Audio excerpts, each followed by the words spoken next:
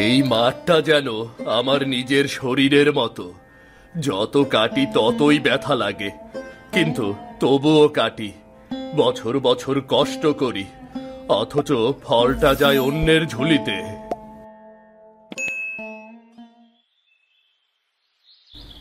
এই রোদ্দুরে কে আসছে আবার? ওরে রাকেশ, খুব পরিশ্রম করছো দেখি। ধানগুলো তো দারুণ ফলেছে। জি জমিদার বাবু, ওপরওয়ালার কৃপায় বৃষ্টি সময় মতো হয়েছে, তাই কিছুটা ফলন এসেছে। ওপরওয়ালার কৃপা না রে, আমার কৃপা। আমি না থাকলে তুই কি এই জমিতে চাষ করতে পারতি? না বাবু, আপনারই দয়া। আমি শুধু পরিশ্রম করি, বাকিটা ভাগ্য। ভাগ্য তো আমারই তৈরি রে, তোর ভাগ্য আমার মুঠোয় রে। বাবু, এবারের ফলন অনেক বেশি হয়েছে মনে হয়। দেখিস ঠিক মতো হিসাব করা হয় যেন। এইবার ফলনের ভাগ একটু বাড়াতে হবে। বাড়াবেন মানে? কিন্তু বাবু, আপনি তো আগেই বলেছিলেন অর্ধেক নেবেন। এখন অর্ধেকের বেশি দিলে আমাদের ঘরে খাবার থাকবে না বাবু। চুপ! অনেক কথা শিখে ফেলেছিস মনে হচ্ছে। আমি যা বলবো তাই হবে। বাজারে চালের দাম বেড়েছে, আমারও খরচ বেড়েছে। বাবু, আমি তো সামান্য কৃষক, ঘরে চাল নেই, ছেলে মেয়ে খালি পেটে ঘুমায়। অর্ধেকের বেশি দিলে আমরা না খেয়ে মরবো বাবু, না খেয়ে মরতে হবে আমাদের। জমি আমার, ফসল আমার, তুই শুধু মাটি খুঁড়বি আর আমি ভোগ করব। এই নিয়ম যুগের পর যুগ ধরে চলে আসছে রে। চলেন বাবু, বেশি কথা বললে চাষারা মাথায় উঠে কথা কইব। চলেন চলেন। ফসলের হিসাব কালই জমিদার বাড়িতে পৌঁছে দিস, না হলে তোর মাথায় চাষের জায়গায় শুধু ধুলো থাকবে রে, বুঝলি? ধুলো থাকবে।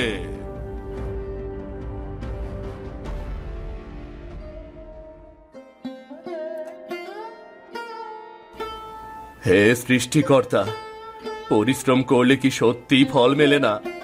এই মাটি, এই ঘাম সবই যদি অন্যের হয়, তবে আমি কেন বেঁচে আছি? কেন বেঁচে আছি আমি?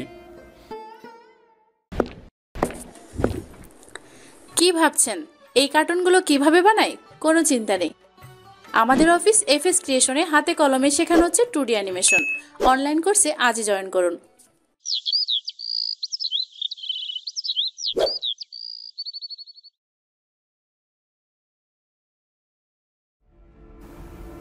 এই রাকেশ, দাঁড়া দাঁড়া। আজকে তোর ফসলের হিসাবটা দিয়ে যা। বাবু, এবছর ওর জমি থেকে ধান উঠেছে প্রায় 60 মণ, আগের চেয়ে অনেক বেশি। 60 মণ? শোন, তোর মতো কৃষকের ভাগ্যে নিজের ফসল জোটে না, বুঝলি? ফসলের অর্ধেক তো আমার, তার সঙ্গে এবার 1/4 বেশি নেব রে। এত বেশি? কিন্তু বাবু, আমি তো চুক্তি অনুযায়ী অর্ধেক দেব বলেছিলাম। এই বেশি দিলে আমাদের ঘরে চালও থাকবে না বাবু। তোর কথা শুনে আবার হাসি পাচ্ছে। দাঁড়া, একটু হেসে নেই। জমি আবার, ফসল আবার, আমি যা চাই তাই হবে। তুই শুধু চাষ করবি, কথা বলবি না। বাবু, আমরাও মানুষ, দিনরাত রোদে পুড়ে বৃষ্টিতে ভিজে এই ধান ফলাই। ফসল আমাদের পরিশ্রমের ফল, আপনার দয়ার দান নয়। কি বললি? তুই কি আমাকে শেখাবি এখন? তোরা চাষিরা না থাকলে আমি কিছুই না, তাই না? এই সব কথা শুনে কান পুড়ে যায় আমার। আমি না থাকলে তোর মাঠই তো থাকতো না রে। ঠিক আছে বাবু, আপনি ধনী, প্রভু আপনি, কিন্তু অন্যায় করলে ওপরে একজন আছেন, সে দেখে, একদিন হিসাব চাইবেই চাইবে সে। ওপরে কে আছে তা আমি জানি না, কিন্তু নিচে আমি আছি, আর আমি বলছি এই মুহূর্তে তোর ফসলের সব ধান আমার গুদামে যাবে, আর জমিটাও এবার থেকে আমার। কি বললেন? আমার জমি? ওটা তো আমার বাপ ঠাকুর দাদার সময় থেকে চাষ করা, আপনার কিভাবে হয়? চুপ, আমার নিয়ম মানিস না, এখন এই শাস্তি পাবি। এটা কি ন্যায়? এই কি আপনার জমিদারি? আপনি আমাদের পরিশ্রম কারেন, ঘাম কারেন, এখন মাটিও কাটছেন। ন্যায় ন্যায় কার জন্য হয় জানিস? যার হাতে শক্তি আছে তার জন্য। তোর মতো দুর্বলদের ন্যায় কেউ দেয় না রে রাকেশ, কেউ দেয় না।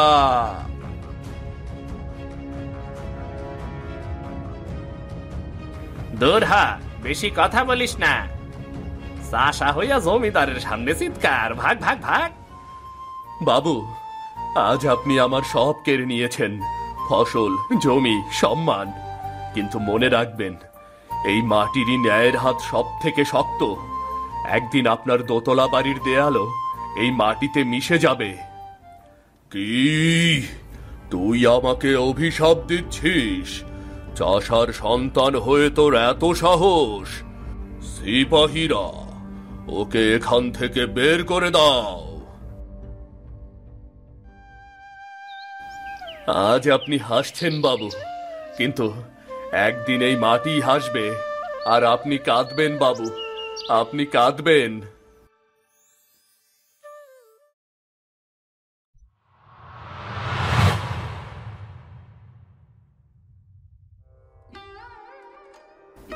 এই যে চুপ করে বসে আছো যে, কিছু বলছো না কেন?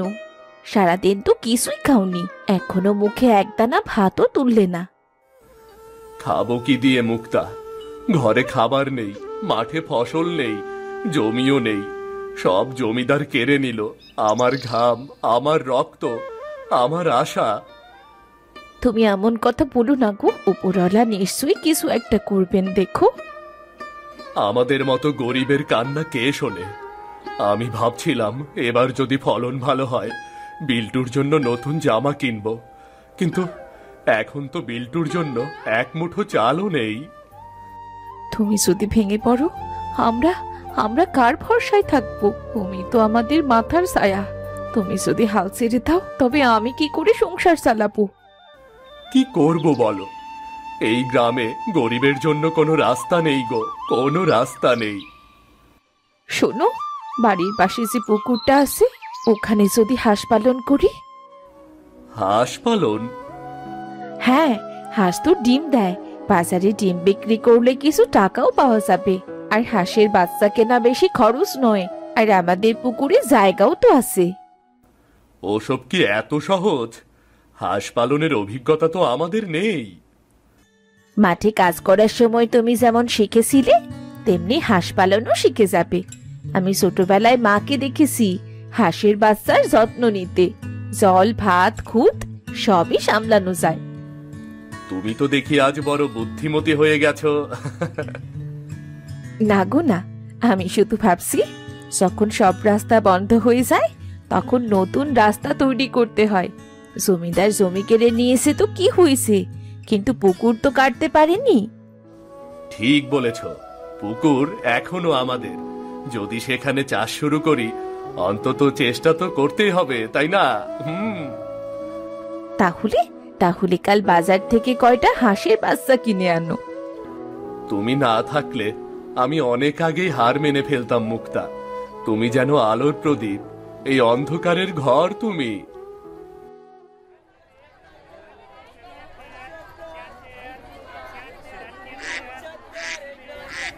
এই তো দেখো, কত হাঁসের বাচ্চা, কেমন মিষ্টি না? দেখেই মনে হচ্ছে পুরো গ্রামে হাঁসের খামার খুলে ফেলি।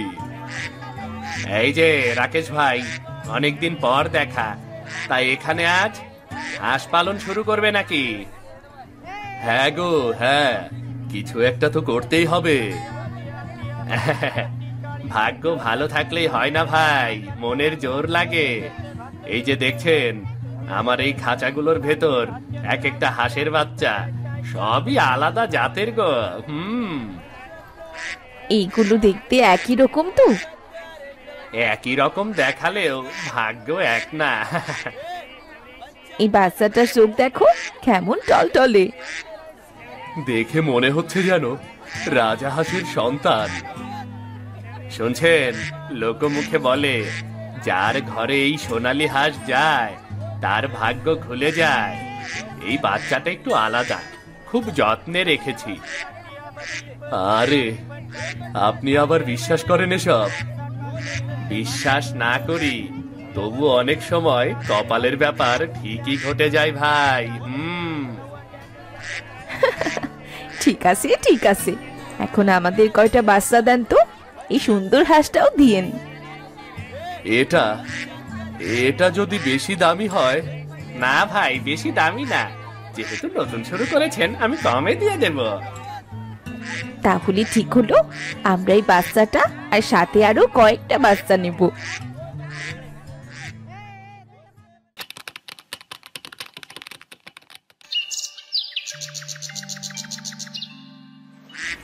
দেখো তো মুক্তা, কেমন বড় হয়ে গেছে ওরা। সেদিন যে ছোট ছোট বাচ্চাগুলো ছিল, এখন পুরো পুকুর দখল করে ফেলেছে গো।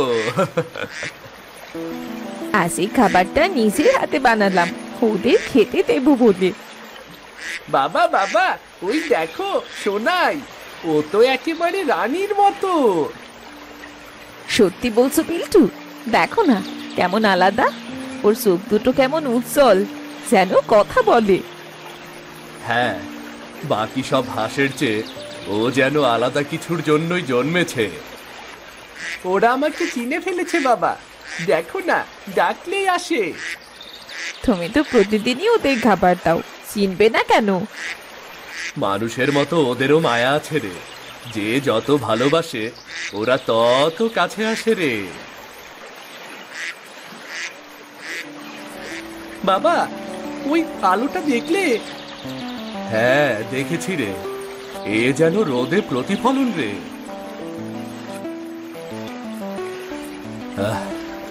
জমিদার যতই কষ্ট দিক না কেন, এই হাঁসগুলো যেন আমাদের জীবনের নতুন শুরু। এদের দিকে তাকালেই মনে হয় আবার বাঁচা যায়। বাঁচা মানে শুধু ফসল না, মনের শান্তিও ফসলের মতোই দরকার। সোনাই, আমি তোকে বলছি, তুই বড় হয়ে ডিম দে, বড় বড় ডিম, বুঝলি, বড় বড় ডিম। এই ছেলেটা না এখন থেকেই হাঁসকে আদেশ দিচ্ছে।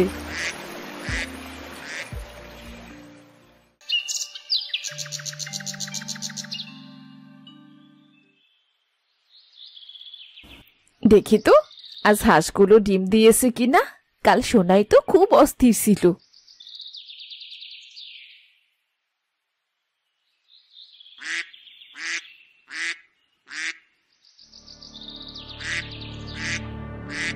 এটা এটা আবার কেমন ডিম, সোনার মতো ঝলমল করছে। ওরে বাবা, হ্যাঁ এমন ডিম তো জীবনেও দেখিনি। কি গো মুক্তা, সকাল সকাল হাঁসের ঘরে কি দেখছো গো? দেখো তো এটা কেমন ডিম। এ কি রং? এই ডিমটা এ যেন সোনার মতো। গরমও না ঠান্ডাও না, কিন্তু আলো ছড়াচ্ছে। এইটা নিয়ে কি করব বলো তো? ঘরে রাখবো নাকি বাজারে নিয়ে যাব? বাজারে দেখাই ভালো হবে, সবাই জানুক এই ডিমটা কেমন। কিন্তু যদি কেউ খারাপ কিছু ভাবে, মানুষ তো অদ্ভুত জিনিস দেখলেই সন্দেহ করে। আমরা মিথ্যা কিছু করছি না মুক্তা, এই হাঁস তো আমাদের পুকুরেই বড় হয়েছে, সবাই তো তাই জানে।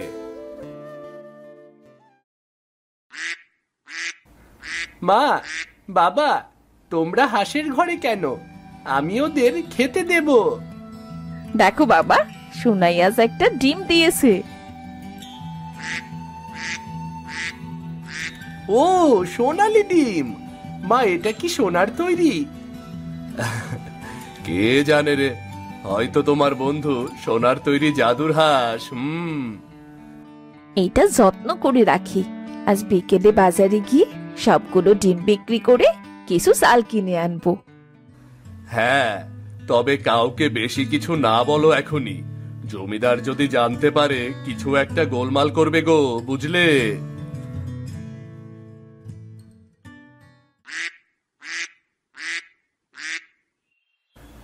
সবাই দেখলে হাসবে না তো?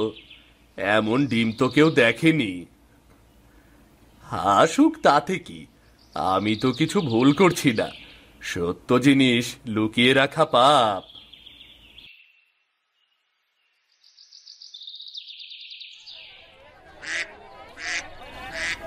আরে রাকেশ ভাই যে, আজও নতুন কিছু এনেছেন নাকি? আপনার মুখে এমন হাসি কেন? আচ্ছা দেখুন তো, এই ডিমটা কেমন?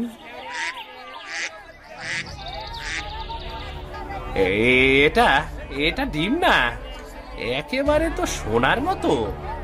এ রং কিভাবে সম্ভব? আরে, ওই ডিম তো একদম সোনার মতো ঝলমল করছে। হাঁসের ডিম হইতে পারে না, এটা নিশ্চয়ই রং মাখানো কোনো কিছু হইব। না ভাই, আমাদের নিজের হাঁস ডিম দিয়েছে। এই ডিম সোনাই নাম, একটু আলাদা রঙের হাঁস, তাই হয়তো এমন রঙের ডিম দিয়েছে। রাকেশ, আমি এমন ডিম জীবনে দেখিনি। এটা আমি 3 গুণ দামে কিনবো রে। 3 গুণ দামে? হ্যাঁ ভাই, এই ডিমের কথা এখনই পুরো বাজারে ছড়িয়ে পড়বে। মানুষ কিনতে লাইন দেবে। এই ডিমটা যে হাঁস দিয়েছে, ওটা বোধহয় উপরওয়ালার পাঠানো আশীর্বাদ। ঠিক আছে, আপনি রাখুন, বিক্রির টাকাটা দিন, দেখি সত্যিই কিছু হয় কিনা। এই নিন 3 গুণ দাম। আর আমার বিশ্বাস, এই হাঁসটা আপনার ভাগ্য খুলে দেবে। এই টাকা এবার ঘরে নতুন চাল নিয়ে যাব। ও রাকেশ ভাই, রাকেশ ভাইয়ের ভাগ্য খুলে গেছে, সোনার হাঁস পাইছে। এই হাঁসটা আমি কিনতে চাই, যা দাম বলেন। না না না না না, সোনাই তো এখন আমাদের পরিবারের সদস্য। ওকে বিক্রি করব না, কখনোই বিক্রি করব না।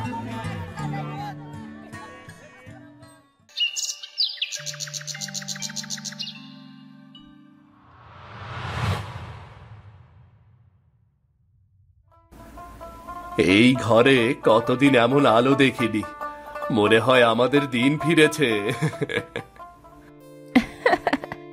দিন তো পরিশ্রমেই ফিরে।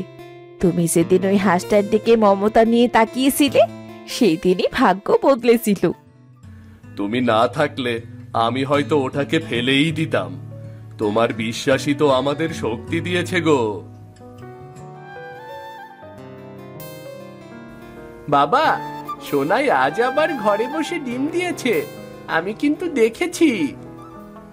তুমি ঠিকই বলো মুক্তা, ভাগ্য আসে না, তৈরি করতে হয় গো, তৈরি করতে হয়।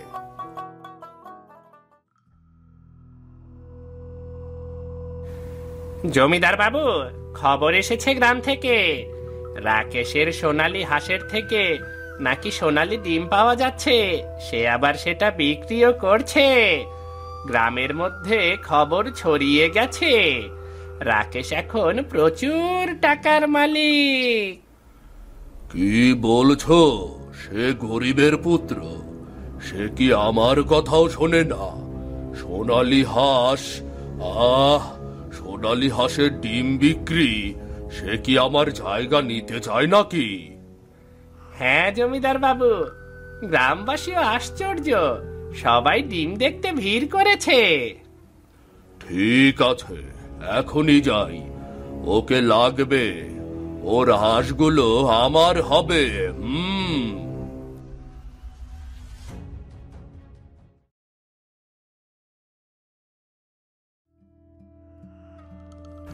রাকেশ, ওই সোনালী রঙের হাঁসটা আমার চাই চাই। কত টাকায় বেচবি বল? আমি বিক্রি করব না জমিদার বাবু, আর আমি কাউকেই দিতে পারবো না এটা। এই হাঁস আমার চাই। যখন বলেছি ওটা আমার চাই, তখন আমার চাই চাই। আপনি চাইলে তো আর দিতে পারবো না জমিদার বাবু, এই হাঁস আমাদের পরিবারেরই অংশ। ভেবে দেখো রাকেশ, দিবে কি না?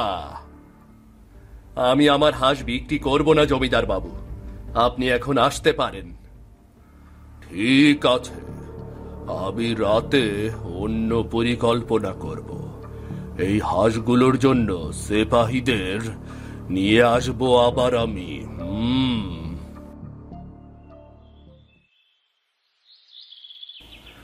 বিল্টু, দেখেছিস, সাহস আর সততা থাকলে কোনো রকম ভয় ভয় লাগে না রে। আজ আমরা সাহস দেখিয়েছি, আর কাল কাল আমাদের ভাগ্য আরো উজ্জ্বল হবে। হ্যাঁ মুক্তা, যে লোভ ও হিংসা করে সে কখনো প্রকৃতির সামনে টিকে থাকে না গো।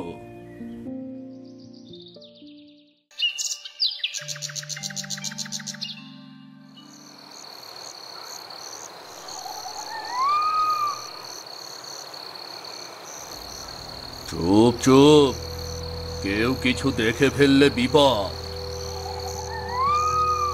জমিদার বাবু, সত্যি কি এই হাঁসগুলো দামি?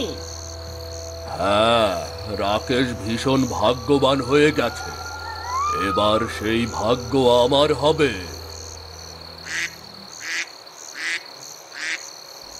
চুপ করে ধরে ফেলো, এই হাঁস আজ থেকে আমার।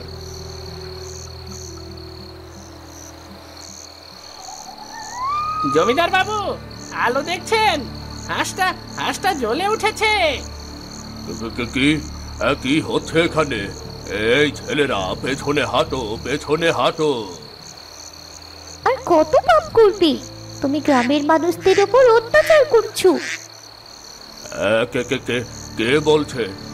এ কি জাদু নাকি? আমি অলির দূত, যে নিজের লোভ আর হিংসে দিয়ে অন্যের ওপর অত্যাচার করে তার শাস্তি দিতে এসেছি। এবার থেকে গ্রামে শান্তি থাকুক। তুমি এই গ্রাম ছেড়ে চলে যাও, আর কখনো ফিরে এসো না। আর যদি না যাস, তোর জন্যে শাস্তি অপেক্ষা করছি। না না না না না, আমি এখনই চলে যাব। আর কারো ওপর অত্যাচার করব না আমি, আর কারো ওপর অত্যাচার করব না।